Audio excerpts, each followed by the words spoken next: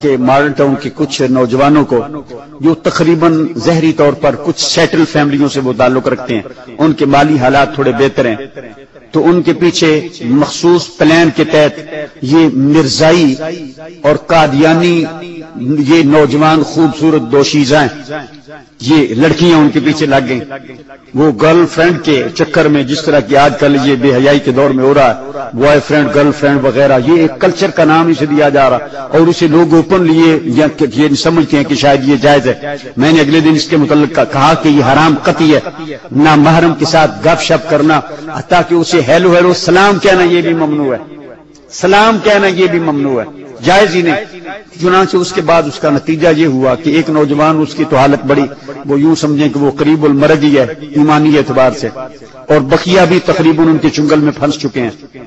اور یہ بھی ہو رہا ہے کہ مثلا جیب خرچ کے نام سے وہ سپورٹ کیا جاتا، ہمارے وہ مسلمانوں سے وہ دوستیاں گانٹ لیتے ہیں اور ان کے پاس وہ اس حوالے سے ایک پورا باقاعدہ فنڈ ہوتا، وہ ہمارے نوجوانوں کو کھلاتے پلاتے ہیں، کہیں وہ شاپنگ کروا دی، کہیں ان کی کر دی، وہ کسی وہ ہوٹل میں چلے گئے وغیرہ، ریسٹورانٹ میں وہ کبھی وزٹ کے لیے، کبھی انہیں کہاں لے گئے تو ہمارے نوجوان اسی میں پھنس جاتے ہیں۔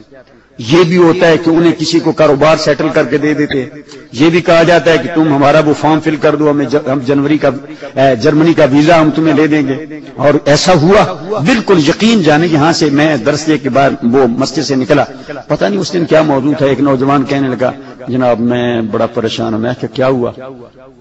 کہنے لگا وہ میں بس بدبختی غالب آ گئی، میں نے وہ بس نہ ویزے کے چکر میں وہ فارم فل کر دیا تھا کہ میں قادیانی ہوں، اب کیا وہ توبہ کی کوئی صورت ہے؟ یقین جانے اسی ماڈل ٹاؤن کا لڑکا، یہ بالکل حقائق آپ کو بتا رہا ہے۔ اسلام نے اگر غیر مسلموں کے ساتھ قطع تعلقی کا قانون بنایا تو اس کے اندر حکمتیں ہیں۔ انسان تو بہک جانے والا، بڑا کمزور تھا، واقع ہوا خلق الانسان ضعیفا، انسان تو بڑا ضعیف ہے، وہ تو بڑی جلدی بہک جاتا، پھسل جاتا۔ شیطانیت، دولت کی چمک، عورت کے حسن کا میلان وغیرہ وغیرہ، انسانی ضروریات، ایمان کی کمزوری، غفلت، آخرت کو وہ یعنی بالکل بھول جانا وغیرہ وغیرہ، اللہ تعالیٰ کی طرف سے آزمائش، اس کے ہزاروں سبب ہو سکتے ہیں جس وجہ سے آدمی اپنے ایمان سے ہاتھ دھو بیٹھتا۔ آپ کو معلوم ہے کہ ان کو سلام کہنا یہ بھی حرام ہے، ممنوع ہے، اگر یہ سلام کہیں تو ان کا جواب دینا بھی ممنوع ہے۔ ان کوئی قریبی ترین کیوں نہ ہو اس سے کسی قسم کا تعلق یہ رکھنا یہ جائز نہیں ہے۔ چاہے جائے کہ بندہ ان کے فنکشنوں میں یا ان کی وہ شادیوں میں، ان کی غمی خوشی میں ان کی عزت اور شان و شوکت کو جا کر بڑھائے، ارے بھائی شرم آنی چاہیے۔ قیامت کے دن علیہ الصلوۃ والسلام کو کیا منہ دکھاؤ گے جب تیرے نبی نے تجھ سے یہ فرما دیا کہ تو کلمہ تو لا الہ الا اللہ محمد رسول اللہ پڑھتا تھا لیکن میرے نام کی غیرت نہیں کرتا تھا؟ ہے کوئی آپ کے پاس اس کا جواب؟ خدا را غیرت کرو۔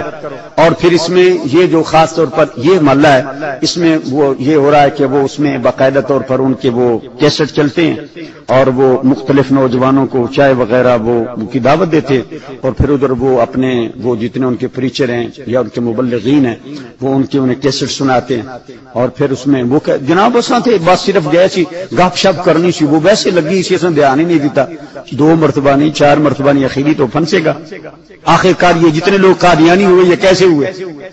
بھئی ان پر محنت ہوئی تو اسی طریقے سے نا، پہلے تو وہ بھی میری اور آپ کی طرح غیرت مند تھے، لیکن جب وہ پھنس گئے، کہتے ہیں وہ نا یعنی یہ لالی چھوٹا سا جانور ہے، کئی دن مجھ نوں بھی ڈال لیندا، اے پنجابی دا محاورہ جٹ لوگ کہندے، ایک چونٹی یہ ہاتھی کو لٹھا لیتی ہے اور ایک قطرہ وہ ایک پتھر میں سوراخ کر دیتا۔ یہ حقائق ہے۔ میں اور آپ کمزور ایمان والے ان کے ساتھ راو رسم رکھیں گے تو ہمارے پاس کیا بچے گا؟ پہلے کچھ نہیں، عملی کوتاہیاں وہ پہلے انتہا کو پہنچ چکی ہیں۔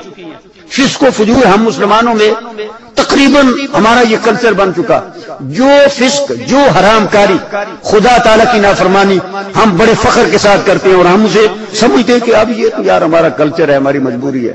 خدا را اپنے حال پہ رحم کرو، یہ ایک مسلمان کو زیبا نہیں ہے۔ اگر پہلے کوئی کمی ہے، نرم گوشہ ہے تو اس کی اصلاح کرو۔ اور میں نے آپ کو وہ مفہوم اول بھی اور مفہوم مخالف دونوں آپ کے بتا دیے، دین آپ کے سامنے واضح ہو چکا ہے۔ اللہ تعالیٰ مجھے اور آپ کو دین حقہ اہل سنت و جماعت پہ قائم رکھے، اسی پہ موت عطا فرمائے۔ اور قیامت کے دن نبی اکرم صلی اللہ تعالی علیہ وسلم کے لواء حمد کے نیچے جگہ عطا فرمائے، اور سرکار کے محبوبوں اور سرکار کے غلاموں میں رب تعالی ہمارا حشر فرمائے۔ وما علینا الا البلاغ۔ کوئی سوال؟ جی ہاں، یہ کل تھا وہ سیدنا علی رضی اللہ تعالیٰ عنہ کے حوالے سے وہ ہمارا درس، اس میں یہ کہہ رہے ہیں کہ آج کل یہ اکثر و بیشتر یہ نعرہ لگتا ہے جہاں پر کوئی بات ہوتا ہے کہتے ہیں جانے یا علی، یہ کوئی مفہوم نہیں ہے۔ یا علی یہ اصل میں یہ سیکنڈ پرسن ہے، جس طرح میں کہتا ہوں اے حاجی صاحب یا حاجی ارشد یا حاجی شریف یا اے، یہ او یہ ایک مفہوم میں ہے، لیکن یہ جانے یہ تو ہے وہ یعنی تھرڈ پرسن، کوئی تیسرا آدمی وہ جانے۔ اگر یہ کہیں جانے مولا علی تو یہ کچھ نہ کچھ یہ مفہوم نکلتا ہے۔ اگر یہ کہنا ہو تو پھر یہ کہو جانو یا علی، اے علی تم جانو، لیکن وہ کہنے والے انہیں بھی نہیں پتا ہوتا۔ اور اس میں یہ ہوتا ہے کہ اگر کسی ہم نے اللہ تعالیٰ کے علاوہ کسی اور غیر کو پکارنا ہو، جیسے یا رسول اللہ کہتے ہیں یا علی کہتے ہیں یا غوث اعظم کہتے ہیں وغیرہ وغیرہ، تو اس کے یہ تقاضے ہوتے ہیں۔ جس طرح کہ وہ میں نے کل کہا کہ ایک آدمی ٹوائلٹ میں ہے تو وہ کہتا ہے یا علی، ایک آدمی وہ کتا انٹرکورس کر رہا ہے تو وہ کہتا ہے یا علی، یہ بالکل یہ اس کی بے ادبی ہے۔ ایسے مواقع پر یہ کہنا حرام اور ممنوع ہے، یہ سیدنا علی رضی اللہ تعالیٰ کی یہ توہین ہے۔ اگر کوئی آدمی سیدنا علی رضی اللہ تعالیٰ کی وہ بارگاہ عالی میں حاضر ہے اور آپ کی روح مقدس اس کی طرف متوجہ ہے تو اسے کہہ لینا چاہیے یا علی، میں خود کہتا ہوں، لیکن یہ جس طرح یہ کرتے ہیں وہیں سے جائز نہیں سمجھتا، یہ پرلے درجے کی بے ادبی ہے۔ جس طرح کی وہ میں نے آپ کو مثالیں دی، یہ اس طرح نہیں کہنا چاہیے۔